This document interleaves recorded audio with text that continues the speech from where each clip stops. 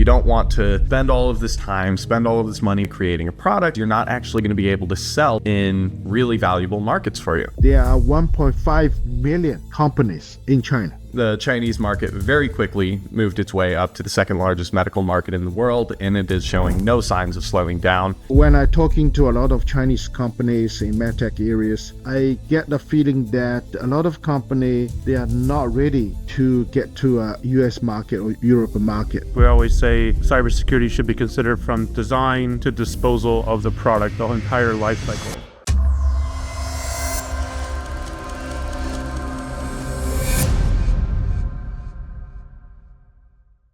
Hello, and welcome back to the Med Device Cyber Podcast. I'm your co-host, Trevor Slattery, joined with our other co-host, Christian Espinoza.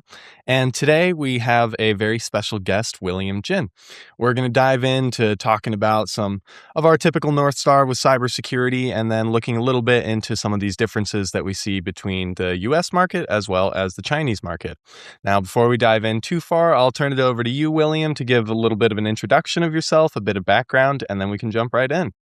Yeah, I was educated as a medical doctor in Shanghai, China, and then I'm moving in the industry like more than 30 years. I work for a company like McCulloch and Stryker.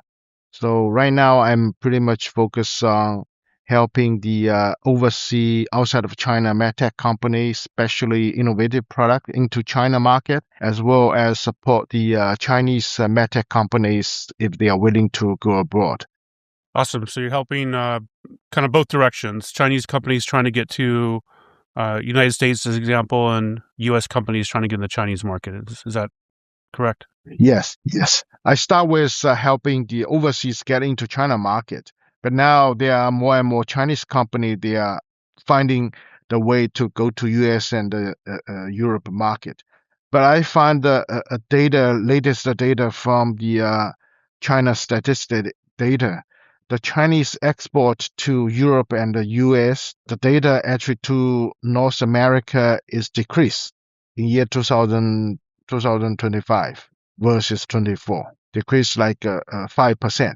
But to Europe, like increased like 11%. So that's seems, although overall Chinese company, Medtech, they want to go abroad, but seems it's not reflect in the numbers to North America. Lines up with the new tariffs coming in on just about everything imported to the U.S., so I can't say I'm surprised to hear that. Yeah, I think this is one of the reasons, the tariff.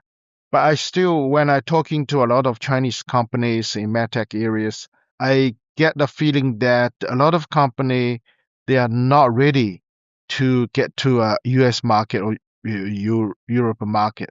I think not only on the IP perspective, I think that's the always the issues about IPs and also coupled with the commercial knowledge, how to launch your product into another market, especially in a more mature market, and how do you have a talent, do you have a knowledge? But right now, like our discussion, I think a lot of medtech product is getting to like wireless, getting to iCloud, getting to data, algorithm. Then it's I talk to the company. Most of them, they are not ready or fully aware about the cybersecurity and what kind of requirement in outside of China. So I think all these are the barriers or the challenges for a Chinese company, medtech company, if they are plan to go US or Europe. And what are some of the challenges with a, let's say, United States-based company going into China? What are some of the main challenges you see from that angle? From US to China, right? Mm-hmm.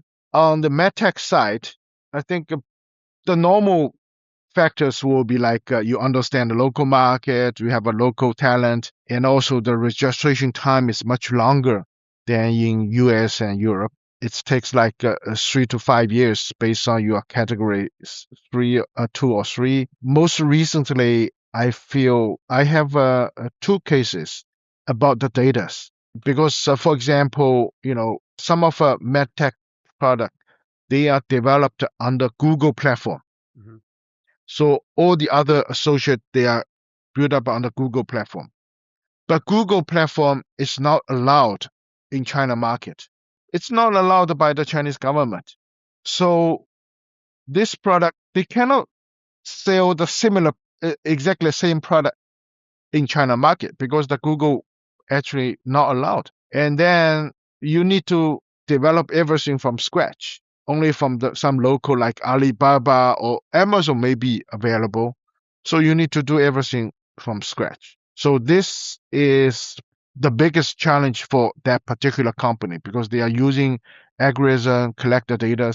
And on this perspective, I think that the other challenge is Chinese government has very strict rules regarding the exchange of the data, the patient information, some other data, how you can change to cross the board. So some algorithm will not be work in outside of China. So that's another challenge in the software or cybersecurity side. In addition to the normal one. The normal is like understanding local market, registrations, local talent. But this is a new trend. It's a new challenge. Yeah, we always, when we're talking to prospects or even clients, we try to get them to reverse engineer the markets they want to go into, because a design decision, like you mentioned, William, to use Google as your cloud platform means that you're going to have to redesign it later if you want to enter the Chinese market. So there's a lot of, you have to like look forward and then work backwards basically to make sure you're making the right design decisions early on. Otherwise, the ramifications are pretty costly. Yeah, exactly. The question I always ask some Medtech startup companies is, although you are small, you just started, but you need to have a mindset what you want to go. You need to have a plan. It's similar for Chinese company want to go abroad, go to US. If you design your product, you don't want to go to US. You only want to sell China. That's fine. Then you follow the local rules. But if you do, in some point of stage, if you do want to, expand your product, your market into US or Europe, then you need to plan to start with, especially for those products using data, using iCloud, using algorithm. It's exactly the same thing for a US company or a European medtech company. If they want to expand into China market, then they need to, thinking about put this mind in their initial design. Otherwise, once they get into the later stage, then it's too late. It's very costly. Do you typically see that startups and companies building a product that they want to have across all these markets struggle more to go from outside of China into China, or the other way, going from China to other markets such as the US or Europe? Yeah, I think it's depend on the product. If the product is more, how to say, it's lower tech, more consumables, I think the Chinese has a lot of advantages. So you see Myri, you see other, Chinese product selling in US or Europe. And although some of our product may not be using a Chinese brand name, they actually manufacture in China. If, say, high-tech product, more using algorithm, using data collection, using some more advanced technology, then for Chinese company it's pretty difficult to get in. But for US or Europe company getting into China market, then the other way around. If they have a very much innovative high-tech product, which are very unique, not available in China, or Chinese company does not have a capability to manufacture it, then they probably much easier than the other players to get into China market, to get registered, get fast track, get registrations, get into China market. But if their product is more like a more generic stuff and there's no unique perspective or technology for their product, then it will be pretty difficult, to get into China market. And there are a lot of local competitors waiting for them, and then they may not be able to doing well in China. Isn't it also true that with the NMPA, they have I mean, understandably, some favoritism towards Chinese companies. So, say, American and Chinese company are creating a similar product for regulatory approvals, process timelines. Aren't they generally going to fast track the Chinese companies a bit more? It's more based on the technology they provide the fast track. But for the Chinese company and outside of China's company, the path is different because one is local manufacturing. They need to see your local manufacturing site, make sure you are, everything you follow the rules, procedures. That's so-called the local manufacturing license. But for the US and Europe company, if they want to get into China market, they're using so-called import license. So they follow the rule is they're using the data, some of the clinical data you already, done in Europe and US, maybe can refer to China. If not, they may ask you to do some additional test clinical trials for class 3 product. So what you meaning, I think some of different treatment for the local manufacturers and importers product, which is more during the commercial stage, like government tendering, you goes to the VBP, then there's a difference. And Trevor, you often say that China and the NMPA has more stringent cybersecurity requirements than the FDA. Do you mind elaborating on that, and maybe we can get William's perspective on that also? I think that the cybersecurity requirements are very unique compared to other regulators. Not necessarily more stringent, but more unique. Is that what you're saying? They're definitely very strict. I think, in general, the FDA seems to be the most strict about how they want things done. There's not really any room for creative freedom with the way that information is structured. It has to be how they want it, where they want it, when they want it. I think what is really distinct with the NMPA is that it is such a divergence from the general standardized cybersecurity regulatory frameworks.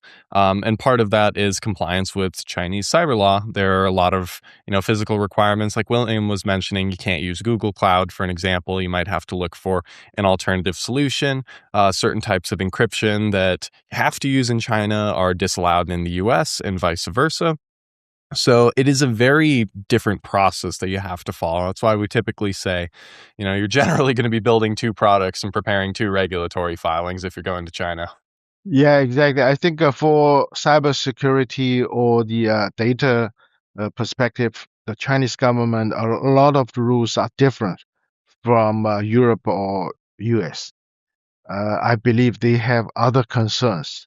They have very restricted even the data transaction outside of China. So I know a few companies, especially in pharma side, because pharma actually share some of the clinical data, patient informations across the board.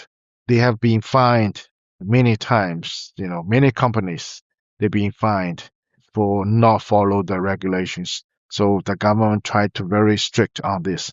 So when I see this is if a company want to sell in China, if you want to follow the Chinese cybersecurity law, then it's really basically you need to build up some other environment because the data you cannot share with others, and then you need to follow a lot of rules, which is only regulations in China. So what about the strategy I hear people using where they will get their product that's FDA cleared into the Hong Kong market, which is a special administrative region of China, because my understanding is Hong Kong will accept an FDA cleared device, and then after maybe a year, the NMPA will accept the device from Hong Kong. For Hong Kong, yes, Hong Kong can accept if you have 2 advanced markets being approved, then they normally accept it. They follow that rules. But for mainland China, you need to have other registrations in China for import product. So it's not like saying you used in Hong Kong for 1 year or 2 years, you can get into the mainland China market. No, you still need to, from the beginning to apply the import license. And I know some of a company, for example, continuous glucose monitoring, they using a data to transmit into iCloud. So they can using the algorithm on the iCloud and give you some analytical report on this, right? Mhm. But because in China, because you are, it's not allowed because once it goes to iCloud, then the data actually go to outside of China, right? You can read it, and then it's not allowed. So some company I know what they did is to get the product registered, not the data not sent to the iCloud, only sent to your own device. Then you meet the requirements, but you cannot do the mass analysis using the algorithm to analyze the data. What if I were using a Amazon server that is based in China? Would I be able to send the data to that and then do the analysis of the aggregate data?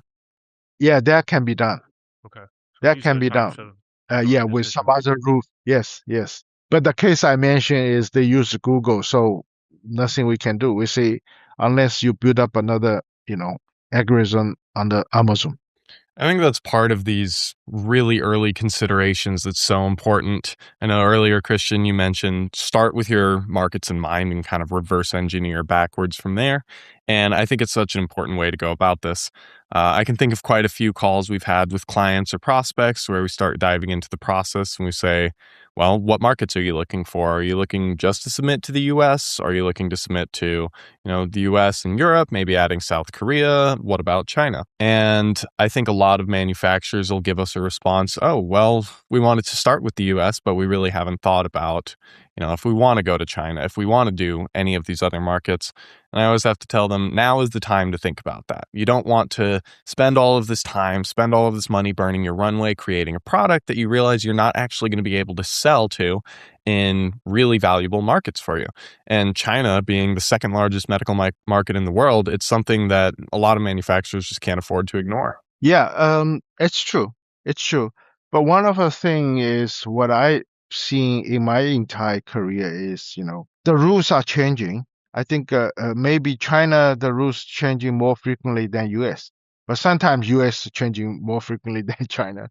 But in our Medtech areas, I can see it changing rules pretty frequently, or you can see it's evolving. I don't know. Maybe now Amazon is available in China. Who knows? Maybe sometimes they say, you cannot be because Google. I remember like 20 years ago or 15 or 20 years ago, Google's still available in China. There's an office here in Beijing and so on and so forth. But later on, Google banned in China. So they banned everything. I don't know the behind reasons, but the rules are changing. And also like pension data, the data across the board. I know like 15, 20 years ago, no one really cares about this. And then later on, starting to pay attention to the data security, the patient, privacy, then they starting to ask to put some request behind. But now it's the hurdle is increased. So I think it's also changing. It's work right now. Maybe later it will not work. Who knows? Yeah, I like that idea around how everything is changing. I think that this, even in the past couple of years, have been a really good time for a lot of regulators to start getting caught up to speed with some of the problems that medical devices are facing. They're trying to clamp down on, very big economic pushes. We see Project 2030 in Saudi Arabia. And even I believe there's a similar project in China, more focused around healthcare, which is kind of driving a lot of that growth in the Chinese healthcare market. But I think it's a good thing that they're trying to stay on top of these regulations, making sure that products are safely and securely and, reasonably ethically imported into the country. Everything is following a standard procedure and practice there. But I would also be curious to hear your thoughts on that market growth, since I know that the Chinese market very quickly moved its way up to the second largest medical market in the world, and it is showing no signs of slowing down, and it's growing much faster than even the US market. So I'd be interested to hear, what do you think is driving some of that push, and where do you see that going? Yeah, I think China, the market overall market is growing, that's no doubt, because of population. Although the overall population versus the previous decades may be decreasing, but its overall is still increasing. The senior peoples are more and more senior peoples. I think that's no doubt. But the trend right now, what I see is there's more and more local company in the medtech area, startups, innovating companies. I get latest data by the end of last year, the class 2 and class 3, they claim if a company they claim they are manufacturing or they get approved to manufacture class 2 or class 3, product, medtech product, there are 1.5 million companies in China. Wow. 1.5 million companies on the medtech area. So I see the overall market, the surgery case or the volume wise is increasing, the pension increasing, that's for sure. But on the other hand, you can also see the government try to cut down the cost. They're using DRG, DRP, and the VBP, whatever, they're using different schemes, try to reduce the overall cost. So the value-wise growing, but not as same level as like volume or patient data. And also in the recent years, we see multinationals. They after like many decades, high growth. Right now, their growth is starting to lower, even getting to decrease. And they are also looking for some other local innovative product. They may using this local innovative product, manufactured in China, sell in China. So that's so-called, U.S.-China de-link, one of the trends. But I do feel, on the cybersecurity and the data, some initial for startups to initial preparation. I feel maybe, Trevor, you guys can prepare more case studies, let people know. That is very important. Like I know Baxter just put out one of the product because of the cybersecurity or this kind of issues, a respiratory product they put out from the market worldwide because of a cybersecurity issues. So those kind of cases we should let people know, let the industry to be more aware. Yeah, we're starting to see like 1 or 2 product recalls a week due to cybersecurity. At least in the United States, I subscribe to the FDA recall subscription list, and then there's like 1 or 2 it seems per week now. Yeah, but is it possible that make like a case study or something, or it's not allowed? Because people only read the news, say they put out this product. Like Baxter just put out one of their major product. They invest a lot on this product, on the respiratories. But if you go deep, that's because of cybersecurity. Yeah, and I think it's really important it's good to have some information, even like the podcast that we're doing, about what are some of these risks out there. What can happen if you're mismanaging cybersecurity? Your product gets recalled, the FDA can come back at you, and that's assuming you get it cleared in the first place. And then what we're trying to really have a push for is how can you just prevent this from happening in the first place? So that's why we constantly keep I think the constant motto of start early and often with your cybersecurity. Don't forget about it. Don't try to push it to the back burner and wait until a situation like that comes up. Wait until you're forced to have this massive recall. Since a company at the scale of Baxter, understanding the cost of A, not just having that available on the market, but B, having to pull that out of the market can be extreme for them. So looking at some easy ways to try to fix that on the front end, I think is a good way to try to bridge that gap. Yeah, I don't know how they put on the news like Baxter case, but I read the local news. It's just say a recall and a major product recall, so it's paying for Baxter. But I prefer, if I'm sitting you guys' shoes or sitting try to educate more industry people, I think the news should be say because of cybersecurity issues, this is what happened. This is product recall. Because people just focus on product recall itself, but actually it's not the normal product recall. So that's what I'm suggesting. Yeah, like the one for Baxter, I think you're referring to in November of 2025. That's the Life 2000 ventilation system. Yeah. It says that there's a cybersecurity flaw that allowed unauthorized changes to settings, risking critical breathing support failure. Yeah. So it was permanently recalled. Mm-hmm. Yeah. But you're right. I think a lot of people thought, oh, this product is recalled, but they don't actually dig a little bit deeper to realize it was recalled because of a major cybersecurity. Yeah, because there are too many news about product recall. There's many product recalls for some reasons all the time. So I mean, in the local news, what I read all the news, no one really mentioned that type. Only when you go deep, this is a cybersecurity issue. But the news title or all the news just say it's product recall. But to me, it's not like a traditional normal product recall. This is because of a cybersecurity. It's not their product so-called normal quality. Yeah, I think that one, we follow that because I subscribe to the list and our company knew about it. But you're right. I think developing a case study that shows here's in the past quarter which devices have been recalled from a cybersecurity perspective is probably a really good idea because I don't think a lot of people understand the magnitude of the problem we're trying to solve. And I think it's a little different for us. Well, obviously being in the cybersecurity space, it's all we think about and all we look at. So we go, of course, it's cybersecurity. But yeah, William, I think you're totally right. If you just look at the headlines, which let's be honest, is what most people end up doing, then it just says product recall. You don't know why. You don't know what went into it. You just know you probably shouldn't use that anymore. But getting to the source of it, it shows how much of a huge problem this is, but it also gives us a lesson on how we can try to prevent it and fix it in the future.